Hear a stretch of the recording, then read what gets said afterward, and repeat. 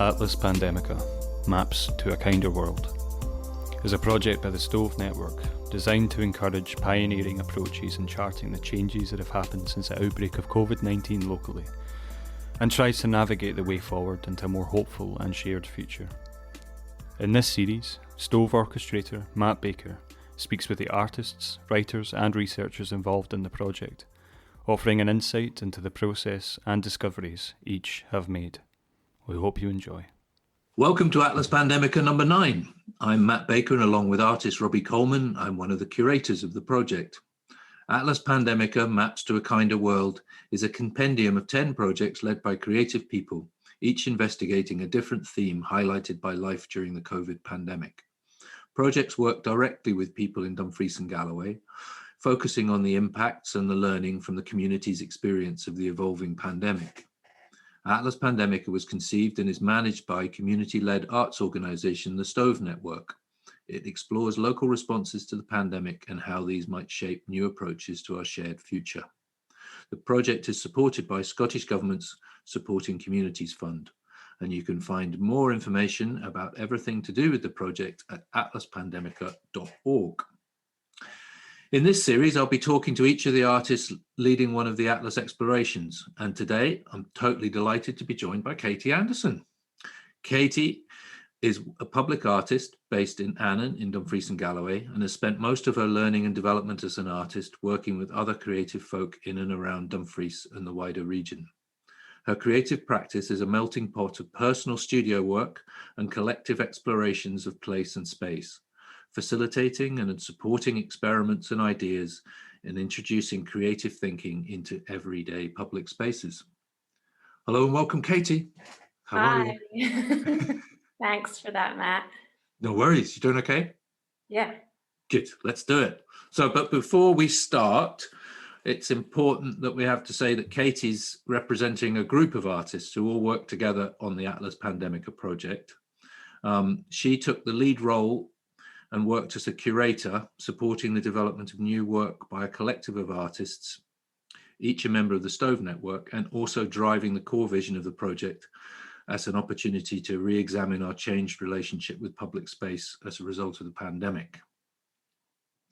So let's go back to the very beginnings of the pandemic, and in some sense, your project with the artists began before Atlas was even thought about. Can you talk us through some of those beginnings? So I think Elsewhere really began during the Stove's Homegrown project, which we kicked off at the beginning of the first lockdown, kind of March to May 2020. And we really were just looking about how to keep conversations going between Stove members and creative folk in our wider community, to respond really initially to the pandemic and to kind of allow creative conversations to keep rolling whilst we were all stuck at home. And there's a number of different artists all really engaged with that project. And we started to develop, I guess, quite longer kind of conversations or ambitions and what they would really like to test out. A lot of artists were thinking about different ways of making their work as a result of being stuck at home, or thinking differently about how they could introduce their work to different kinds of publics or audiences.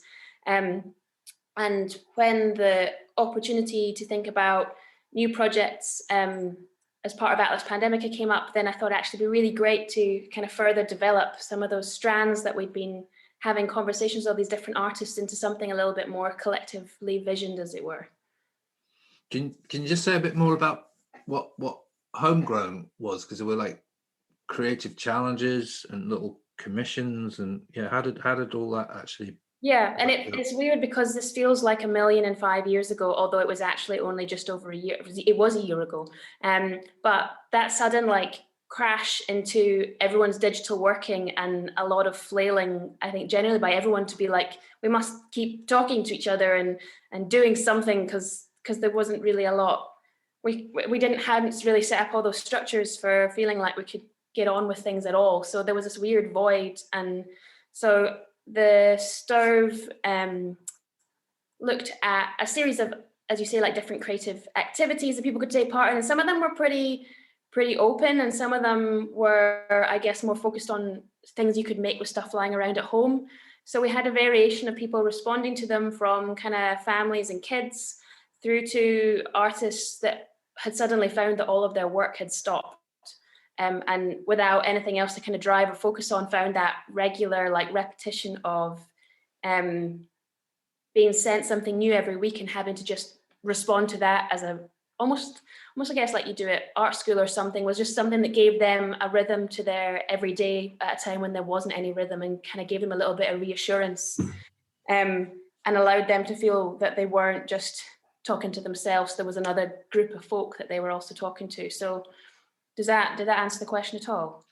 Yeah, because because I'm thinking with Atlas Pandemica, it's been about connecting with communities, and I mean, I think that's what I really remember from Homegrown, was that that sense that the creative community was a community that had been incredibly affected by the pandemic. But a lot of people we work with a freelance and literally lost all of their income and work overnight. Like people have work stacked up sometimes years in advance, and it all stopped. And there was that sense of suddenly becoming incredibly isolated, because our work world and our network is the way that we interact with each other and understand our place in the world. And yeah, that's what I understood Homegrown as a way of keeping that community together as well. Is that?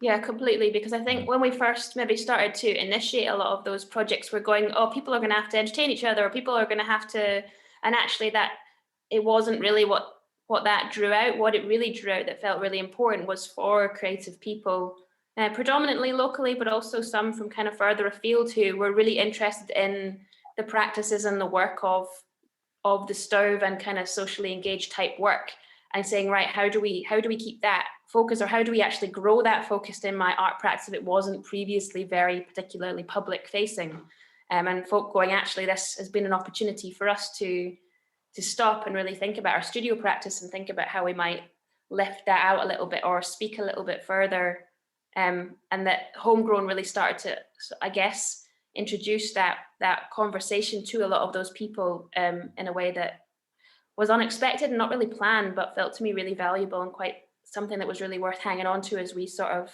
started, as the first set of restrictions sort of relaxed a little bit. I've really noticed that there's a number of artists that are sort of saying that they want to work in a different way, and they want to integrate their work into communities, so they want to make a difference with what they do. Or, you know, I think the pandemic's really caused a lot of reflection for people. I think that, you know, I mean, was that part of the idea of people working together for Atlas Pandemica then? Yeah, I think so. A lot of, when I spoke to each of the individual artists, that was one of the things that people kind of said was most important about the project, was either that it gave them a new way of connecting them with other creative folk, and a new way of feeling like they could be sharing their work and sharing their ideas and having a little bit of an, you know, that became a discursive space. For all, we actually never all met up together in person.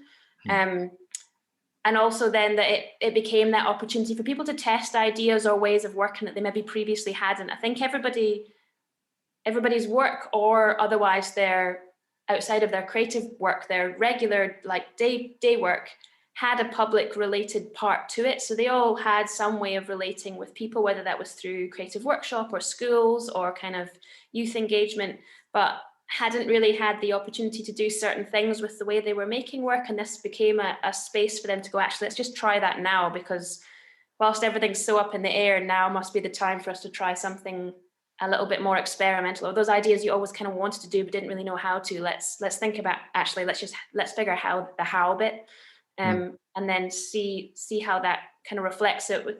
It kind of became about, I guess, looking at the things that those artists all really wanted to grow or test as part of their kind of developing practice as a result of COVID, testing it, and then kind of coming back together digitally and exploring what kind of impact or what useful or otherwise we kind of learn from that, both individually and collectively. So that individual collective thing was kind of had nice balances in the way that it sort of grew and wove through the project.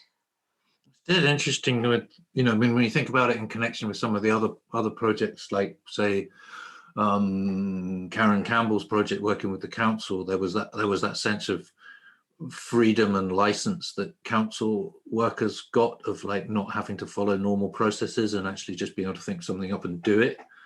But you don't normally think of creative people as being people who need an excuse for license. It's kind of interesting that. So you're thinking that the pandemic really freed some people up in terms of the way that they were working. Yeah. I think, to be honest, a lot of that likely was the sudden availability of time.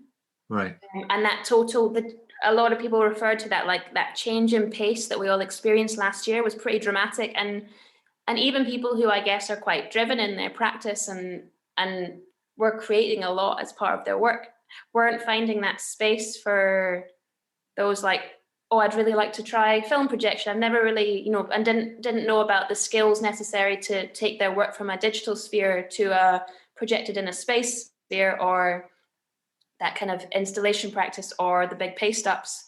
There was a, like, how can we make the scale of this much bigger?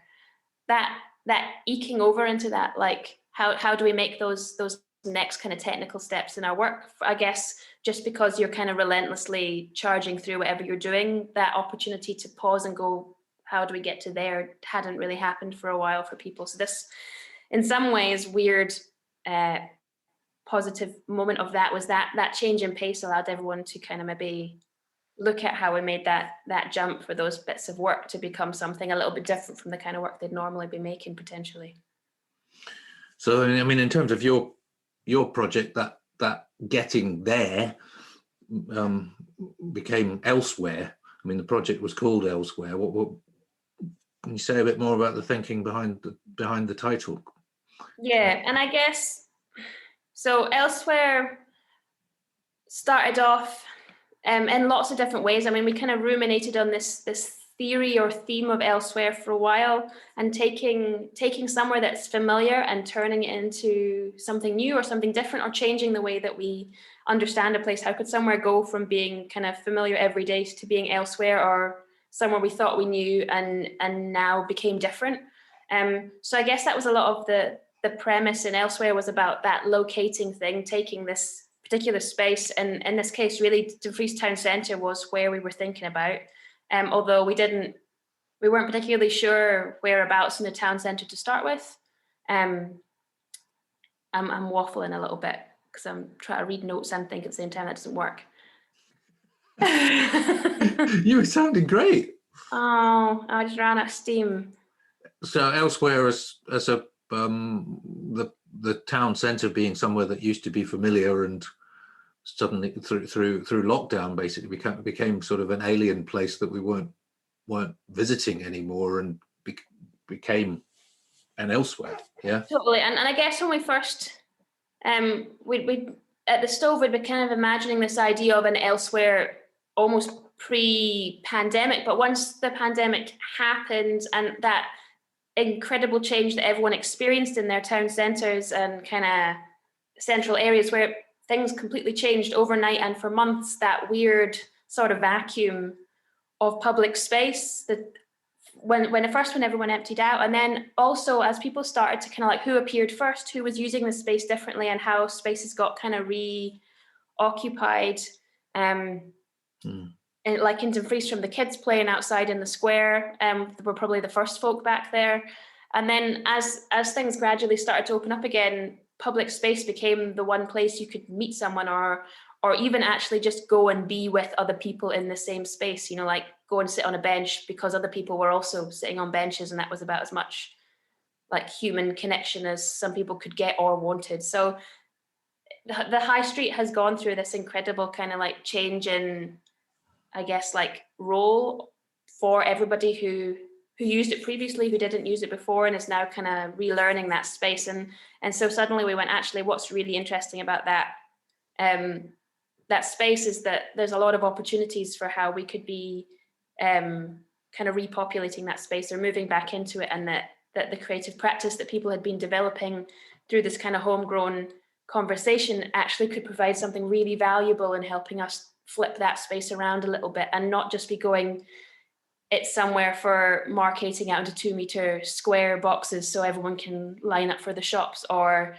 can, safely maneuver around each other without we had to kind of allow other things to happen in that space too, within all the kind of guidance. So yeah, it feels like a lot of changes have happened, and then Christmas happened and it all shut again, and we had experienced this kind of weird winter of absence, and we're back almost cyclical again. So I'm kind of interested in this like repeated changing of those spaces and how we can keep a conversation about what's most important about those spaces, because it's something we've been talking about for years anyways, is really like what's the role of these spaces, how can they be most kind of activated by the communities that live in them and use them, as opposed to just being kind of marketed out by somebody else as this is the sole purpose of this space right now. So yeah, because I mean, for people who don't know Dumfries town centre well, it's a place that doesn't have anybody really living in it.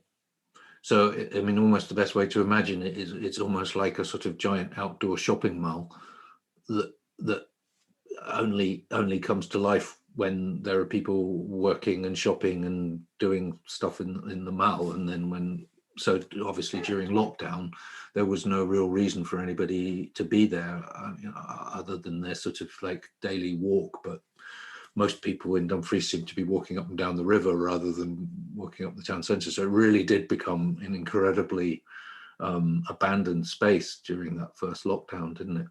Mm-hmm. Yeah. I mean, so the way that people were using, I mean, it was interesting you were talking about people it becoming a social space after that. After the first lockdown, when people couldn't meet in houses, or people, can you describe some of those things that were going on in, because that was an interesting time of like people coming back to the town centre and suddenly sort of like seeing it differently again. Yeah, and it was kind of funny because I guess in a lot of ways, a lot of the shops weren't reopening and cafes and other things hadn't reopened, but people were still coming into town, and it's kind of like, well, what are they doing? Or I guess even the past month, when there's been almost nothing open, you could get like a takeaway coffee from Greg's. That was kind of your option for the high street. But still, people have been kind of coming and actually just sitting or thinking about all those kind of public benches and that as a sort of suddenly a sort of, I don't even know how to describe that, but as a populatable space, or as a space that people could come and linger without purpose is kind of interesting. And that really only happens for quite a small bit in the middle of the day.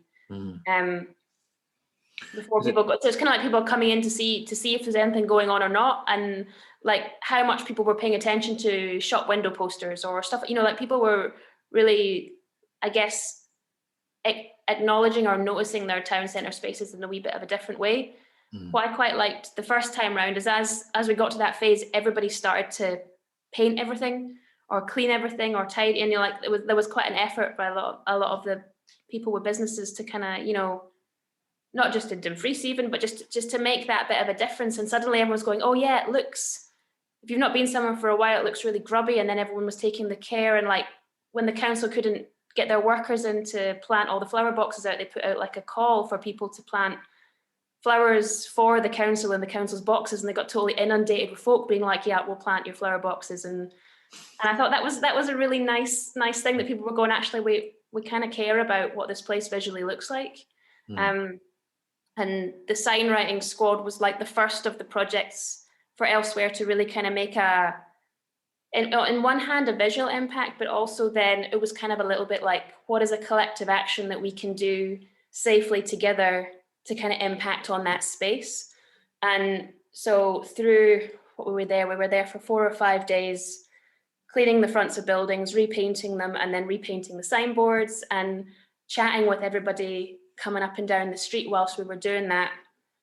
Was really interesting to hear how people were reflecting on how the town had felt for them after a few months of being away, and what kind of things felt really valuable to everybody now that they were returning. And that taking care and like taking that little bit of like, what does it mean for a community to own a building and then actively want to, you know, impact on how the town looks and how that then impacts everybody else who's just walking through or just stopping for a coffee was like a sort of a trickle effect of what those little small actions happen or have an effect on. And that felt like a really important start for the Elsewhere project in a lot of ways, is that we began these conversations by that small little action of just painting some bits of wall and cleaning up the grubbiness, you know?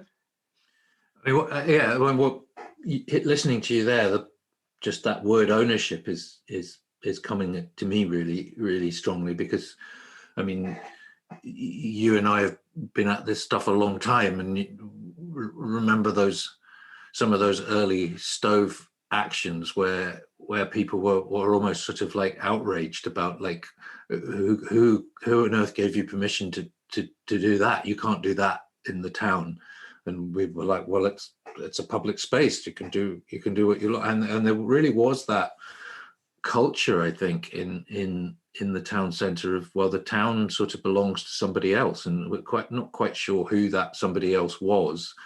This sort of the shops, maybe. I mean, maybe, you know, that idea of the outside mall, that it's a sort of almost a private space that's owned by the shops or the council, or I don't know, but. You know, what you're describing there is a really interesting process, it sounds like, of taking back a degree of ownership and responsibility. Entirely. And that was really I guess that was only really possible because of the fact that we as the Elsewhere project were able to interact with the Stove and with Mid-Steeple Quarter, and those buildings, us being able to say these buildings are owned by the community. And that was then the permission that people needed to say, well, yes, that's exactly what should be happening with those buildings. Then if they're owned by folk here, then we should also be helping tidy them up. And, you know, and that kind of gave people permission to feel like that was a totally acceptable option. And why weren't all the other buildings equally being treated the same? So yeah, we should probably, sorry, I'm jumping ahead of you, am I? No, not at all. I just I'm conscious that people might not know what Mid-Steeple Quarter is, and you know that it's a community-led initiative in Dumfries to actually try and buy back the high street from absentee landlords and redevelop them as a community. So the Mid-Steeple Quarter own five buildings at the moment, and so the sign writing squad, it was the two buildings that Mid-Steeple Quarter just purchased, right? Is that? Yeah. So we approached the Mid-Steeple Quarter's project manager to see if we could find some spaces where we could share some of the work that was being created as part of the Elsewhere commissions. And they had just recently acquired these two shop fronts that had huge, big, beautiful glazed sections that were going, those would be absolutely perfect. And so we thought the best way to kind of introduce these spaces as part of the project was going to be to also give the shop fronts a bit of an identity. So we worked with Louise and Kirsten as part of the Dumfries signwriting squad to design and repaint that identity for the project, which then kind of allowed us to almost brand that space as part of our project and kind of give the project like a locating point in the town centre. And as we built up the whole concept for the Elsewhere weekend and all the various projects that then became part of that, we all sort of focused them around about that space so that it allowed people to kind of make a journey around the town centre from the Stove around about those Mid-Steeple Quarter buildings and back round again. It kind of allowed people to travel a wee bit. This is where podcasting has its limitations. We need pictures here because there are two. I've got a very clear picture in my head of two shop fronts next to each other with signboards that sort of almost run together, and they say here, there, elsewhere. Is that right? So here, there was on one, and then elsewhere was on the other. So okay. So can you yeah, I mean we've set the scene for the work of other artists. Can you maybe talk us through some of the projects that happened? Sure. So initially, when I began to kick off this idea of Elsewhere, I approached three of the artists who had been working as part of Homegrown to split out the commission through Atlas Pandemica into various smaller commissions for the individual artists. So we worked with Owen McCall, Helen Walsh, and Andy Brooke, who are 3 different artists who had all kind of interacted with the project right the way through. So Helen is an artist who is based in Powfoot. She moved there from Cumbria a couple of years ago, and we hadn't worked with her as part of the Stove before, and I was first introduced to her through the Homegrown project. She works predominantly in textiles and embroidery, but also in quite a lot of drawing, and created a really lovely work about kind of hope and aspirations after COVID, based on feathers and birds, that she shared with us as part of Homegrown. And then I had approached Helen about developing that work a wee bit further. So she created a window installation called Messages, which ran for a month in about September last year, and was really beautiful work and was really lovely to share as part of the project. One of the things that we did hope to open up as part of that project was to invite people to respond, and I think that's been one of the really interesting things that we learned as part of Elsewhere, is that pre-COVID, hosting art activities where you kind of invite people very lightly to respond to things by taking something away, filling it out, bringing it back, doing it whilst you're sat in a cafe, was all very normal and easy doing activity. And actually during the past year, that we found that sort of interactions haven't been very successful. And I think there's quite a lot of reasons that people's, maybe attitudes towards that have changed. We put out a box of things people could take away information, and loads of things got collected. So lots of people took information home, and nobody sent us one back. And then I think it's maybe just a bit of an indication about how our relationship with our audiences had changed over that time, and how people were thinking about, I guess, how they were sort of feeding back to those things. So that was, I guess, an interesting learning that we had as part of that project. And also kind of allowed us to start thinking about how we use those spaces. So Helen came first, and after Helen, Andy, who is a Stove member who had recently moved to Dumfries, and had engaged with us actually for the whole of Homegrown from Essex, where he and his family were from before, who kind of stuck in a bizarre lockdown house move project. So they engaged with a lot of our creative challenges and activities through Homegrown.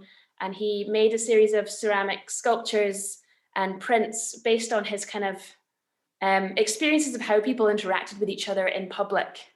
And in that kind of public space through the very early stages of COVID, where everyone was kind of moving very cautiously around about each other. And that remarking of space was something that he was really interested in responding to. So it was kind of nice to set up this shop space as a kind of a space for artists to share their experiences, share their kind of ideas, aspirations, and became a really useful kind of passive interaction for us. And I kept using that phrase last year, was a sort of passive interaction, rather than, because we weren't physically in the space and we weren't inviting people into a building, it was a kind of different relationship from one we might have had before, but we did kind of experience a lot of people pausing to look for them, or actually experiencing things unexpectedly whilst they were out. And at the end of the project, we had quite a long conversation with our artists. And one of the things that people really talked about was that that unexpected stumbling upon, and how really not important, but how special that became for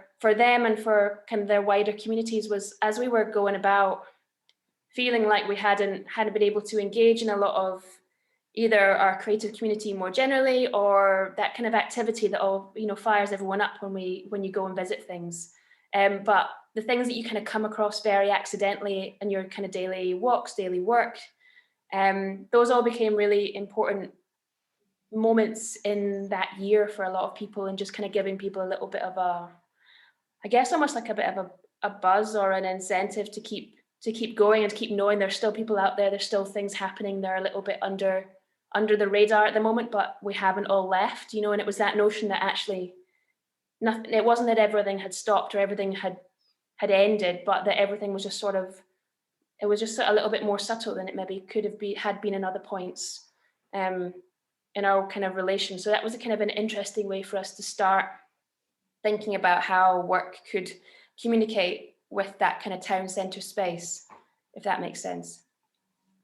Yeah, and then I guess Owen then took another angle on all of that. What? Entirely. So Owen is based in Ayrshire, and he lost his job at the very beginning of the pandemic, which had such a big change for him, obviously, as it would do for anybody, and worked with us quite a lot and reflected quite a lot with us on that Homegrown project. And it was really insightful. And when I proposed to him that he would get involved in the Elsewhere project, he came down to Dumfries to look at how he could kind of impact on some of the public spaces and look at some, I guess, particularly we were interested in those kind of like transitory spaces, or spaces that you move through as you're coming in and out of the town centre. So we focused with Owen on some of the closes around about the Stove and around about the Mid-Steeple Quarter as these kind of interesting move through spaces, and how he could introduce some of his work there in the form of some really large scale murals and paste ups. So it was really exciting to be able to work on those with Owen, and also to kind of be able to, for him, Dumfries wasn't his local, and he was the only artist, I guess, who wasn't working with his direct local, but was really, I think, responding quite in a site-specific kind of considered manner to Dumfries as a town centre, which I really felt quite important in the work. And then, so his were installed for our Elsewhere weekend in November, and they ran through till January, or the end of December anyways. Okay, and you mentioned the weekend there. Let's round out the whole thing. Tell us about it, because that was amazing.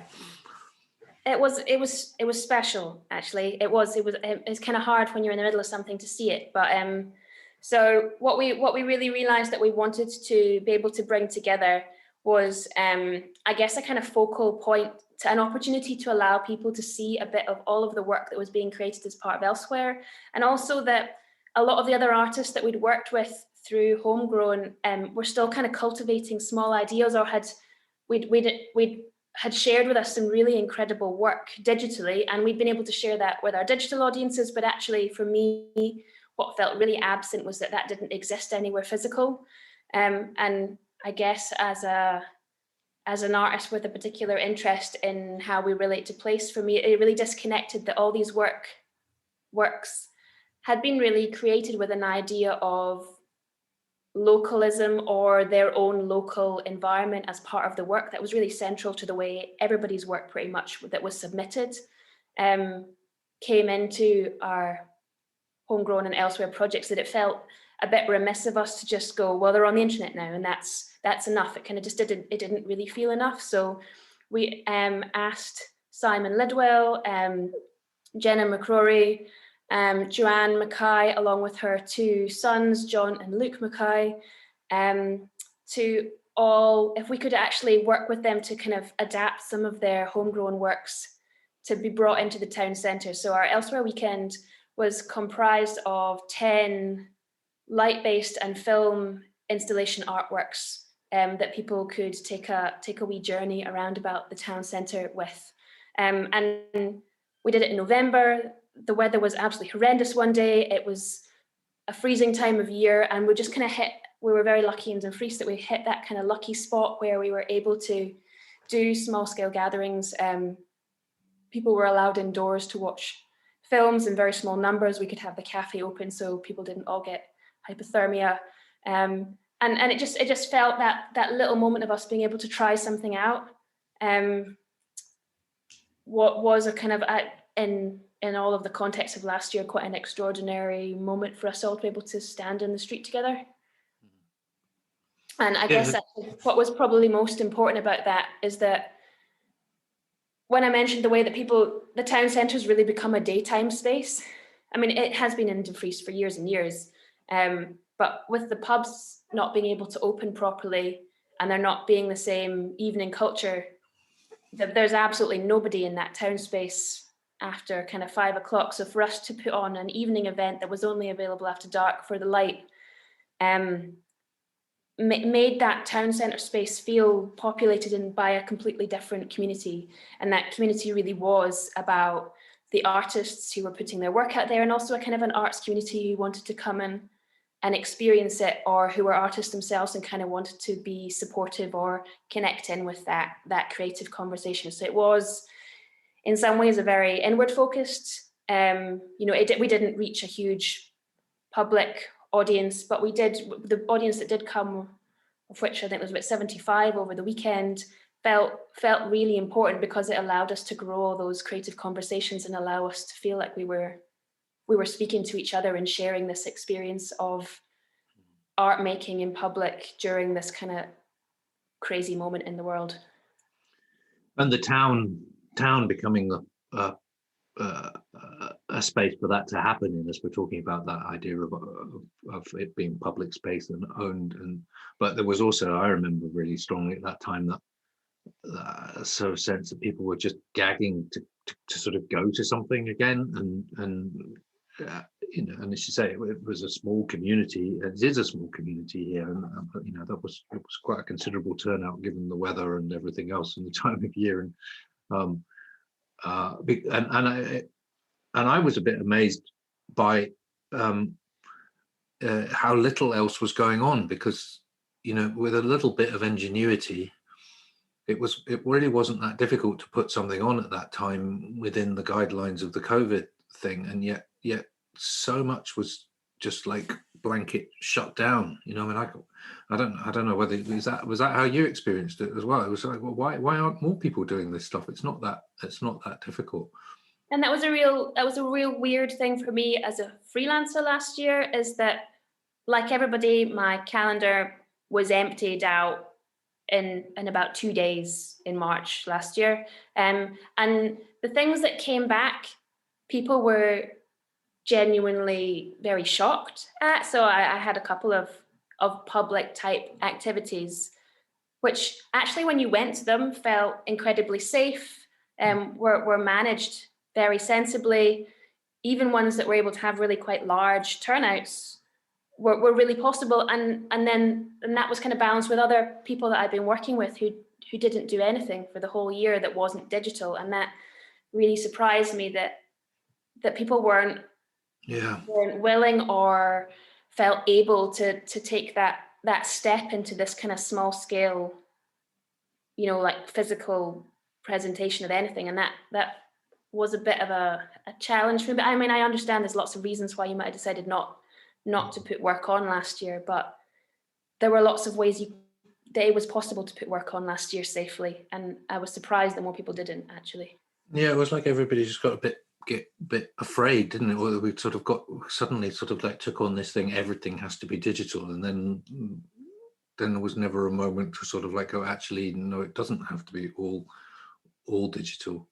And maybe that's going to be one of the things, I mean, the creative community often sort of like is daft enough to take a lead on things. I mean, maybe that's another thing that we're going to have to take the lead on here, is like bringing back that public space. I mean, I want to just, before we move on from that weekend, just sort of paint a bit of a picture, because I mean, I just have such strong images of like, this is one of the spaces that you were using was lined with glazed white bricks. It had been a printing shed, and it was showing a film by Joanne Mackay, Luke and John, that was based on a poem about Joanne's childhood of growing up in a family of slaughtermen, and just the evocative nature of that space. I mean, that just is not something that you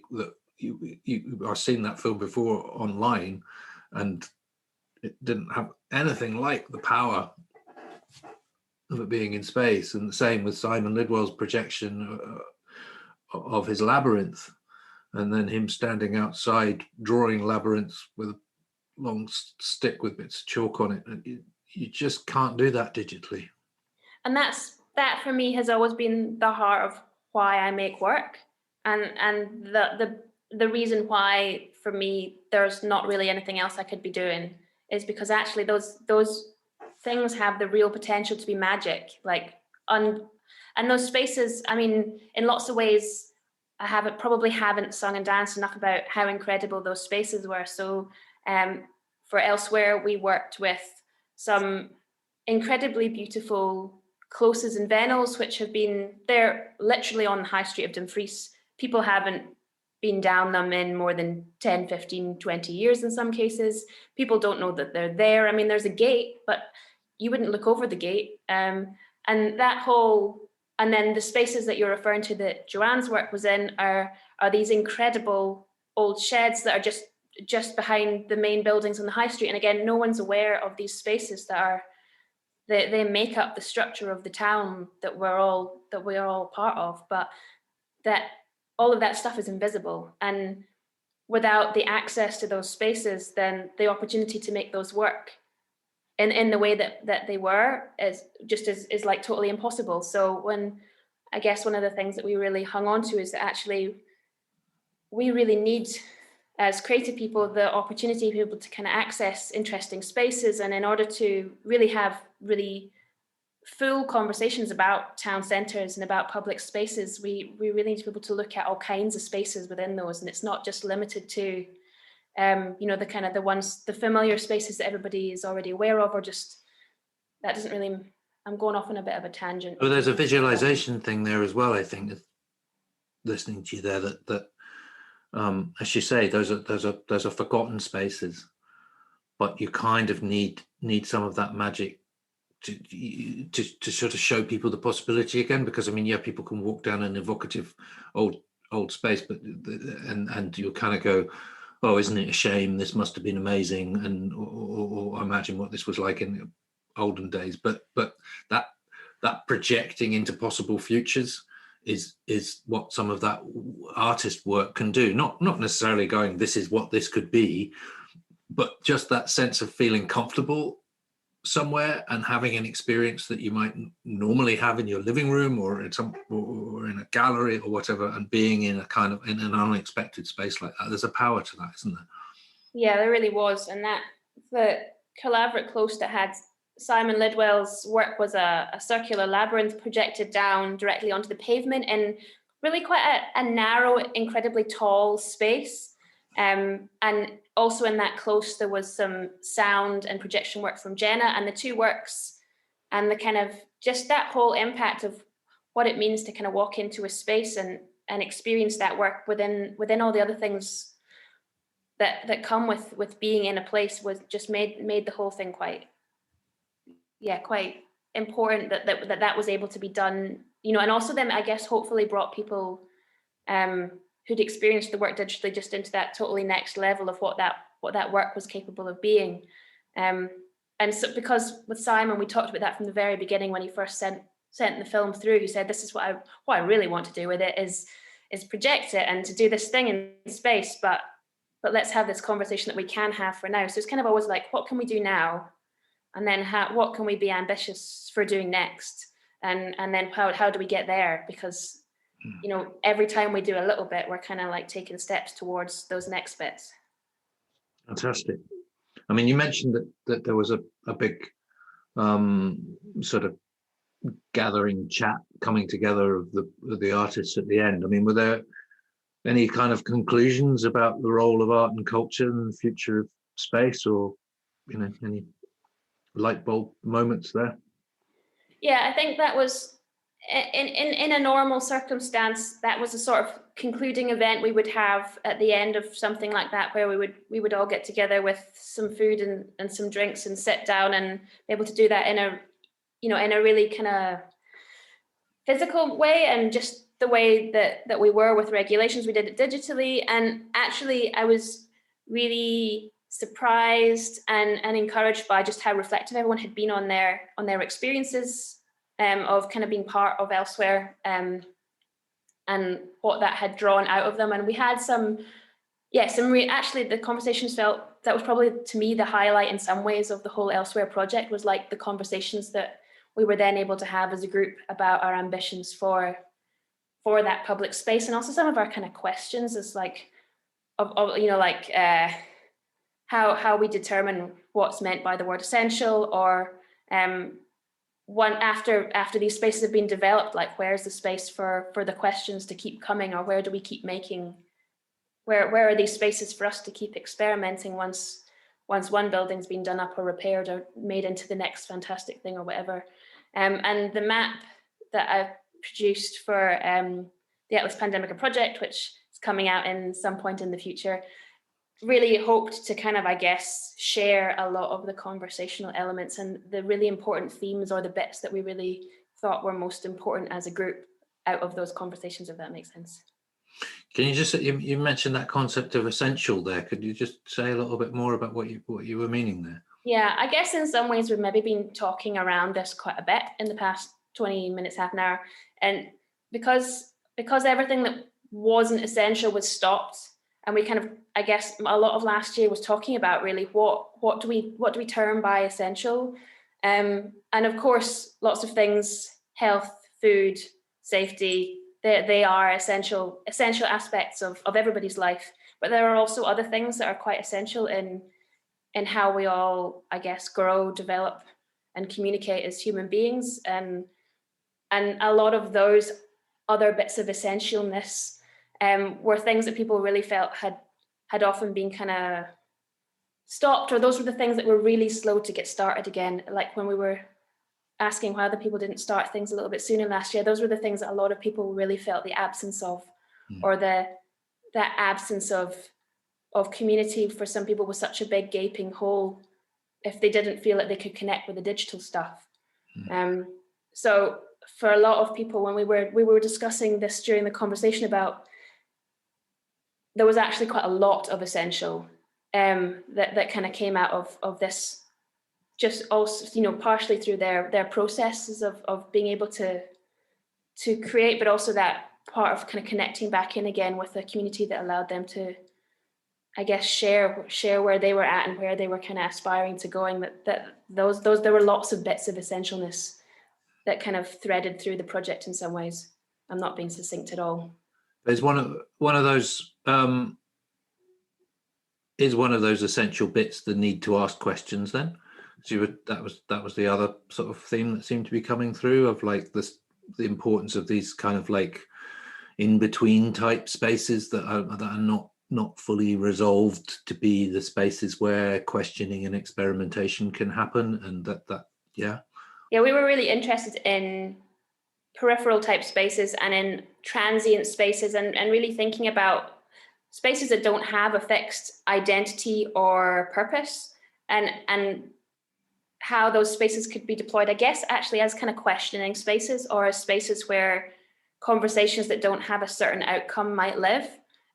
Through some of these kind of works, it wasn't necessarily about posing here's the answer to what public space should be, but a little bit more about really just opening out some of the themes, or some of the big questions that were rolling around in the artists that we were working with kind of minds at the time, and being able to share those in a sort of a public space that didn't say this is the answer or this is the only way to, they just kind of allowed it to be added to a wider conversation and to place itself like dead center in a demanding, it was a little bit more subtle or a little bit more transparent than that.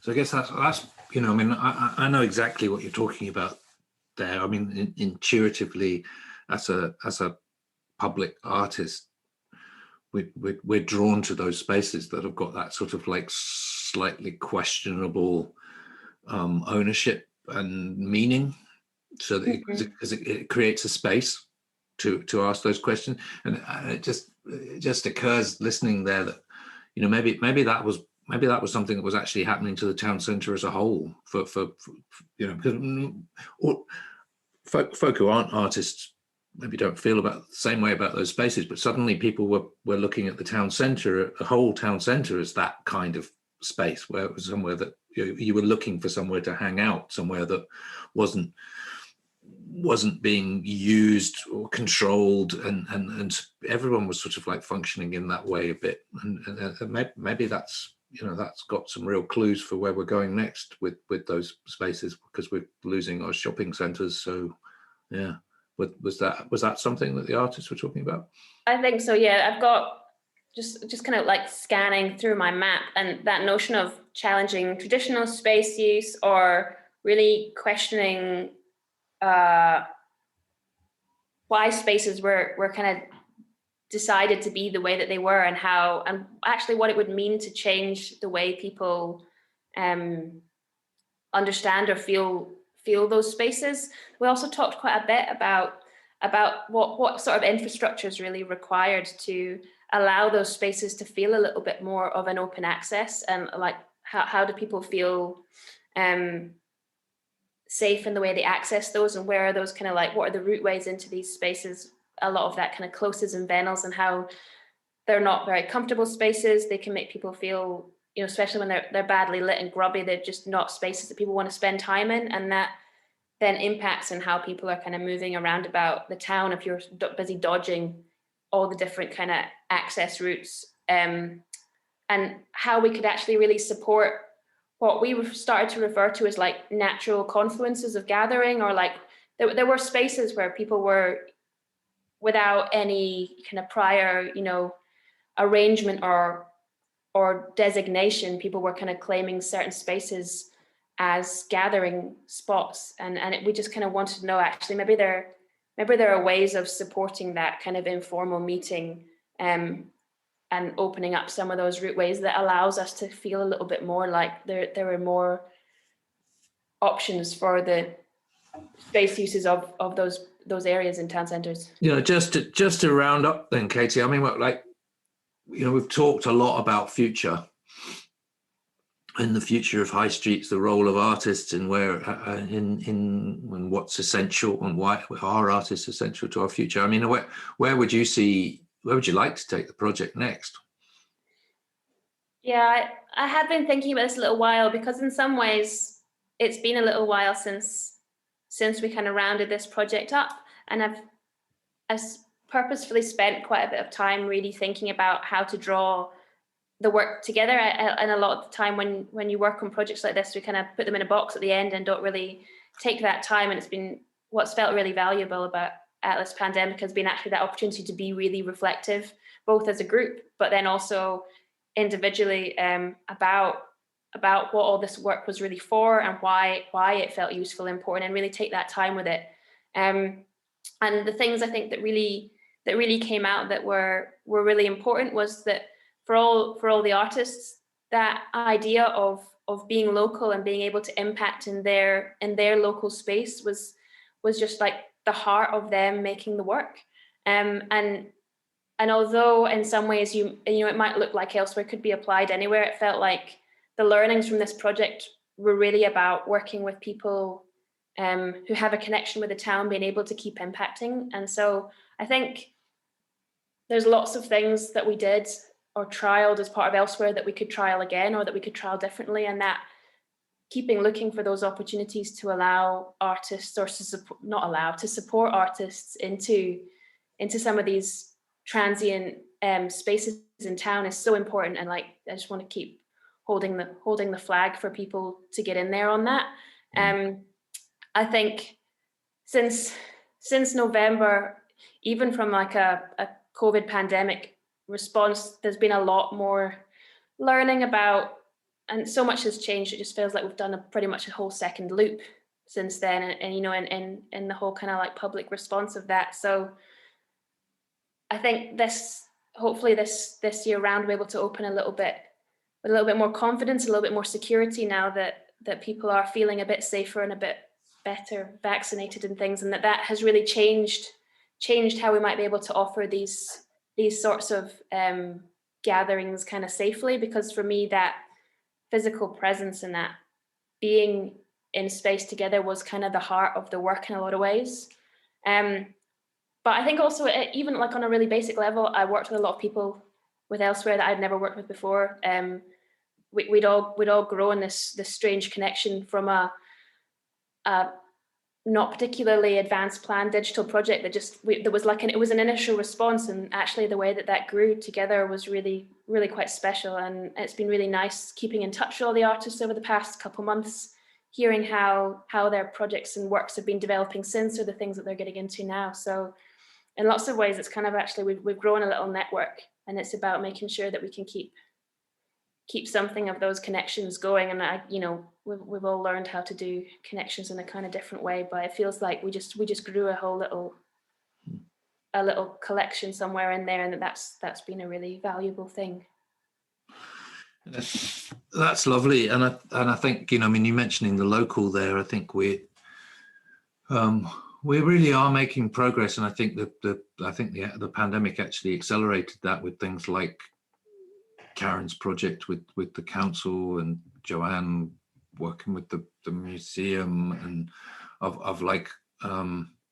I think there really is a growing understanding around here of the role of creative practice and its importance as a society. If we've got things to think about, or decisions to be made, or directions to go in as a town, as a place, as a region, that the artists should be involved in those conversations. And I think what you've done with Elsewhere has been an amazing example of that. It's part of the canon of that work now. Thank you, Katie. No, thank you. It's been really special, hasn't it? I mean, I feel immensely privileged to be involved in any of it at all. Never mind to have been able to sit through so much of it and learn so much from everybody. So it's been a really properly delightful thing to do this past year. Wonderful. Well, thank you so much for the chat as well. That's been a treat.